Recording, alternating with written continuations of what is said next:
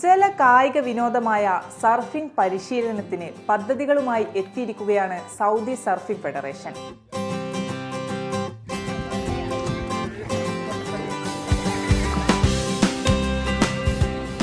Yanbu royal commission waterfront ബീച്ചിൽ സൗജന്യമായി surfing പരിശീലനം നൽകി വരികയാണവർ.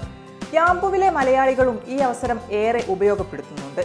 സൗദി ഒളിമ്പിക് കമ്മിറ്റിയുടെ പിന്തുണയുള്ള സൗദി ഫെഡറേഷൻ രാജ്യത്തെ ജല കായിക വിനോദങ്ങളിൽ ജനപ്രിയമായ എല്ലാത്തരം സർഫിംഗ് പരിശീലനങ്ങളും പ്രോത്സാഹിപ്പിക്കുവാൻ പദ്ധതികൾ ആവിഷ്കരിക്കുകയാണ്.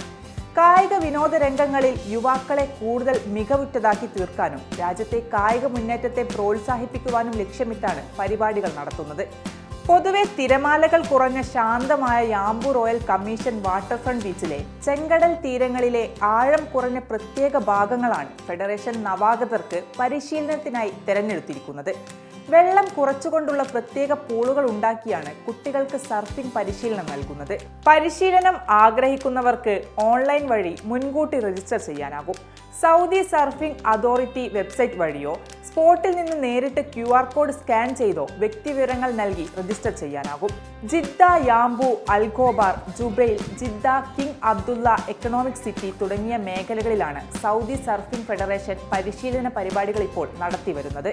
അൽഖാബോറിൽ ഡിസംബർ 13-നും 14-നുമാണ് അടുത്ത പരിശീലന പരിപാടികൾ നടക്കുന്നത്. ജുബൈലിൽ ജനുവരി 17, 18 തീയതികളിലും ജിദ്ദ, കിങ് അബ്ദുള്ള എക്കണോമിക് സിറ്റിയിൽ ജനുവരി 31, ഫെബ്രുവരി 1-നുമാണ് സൗജന്യ പരിശീലനം നടക്കുന്നത്.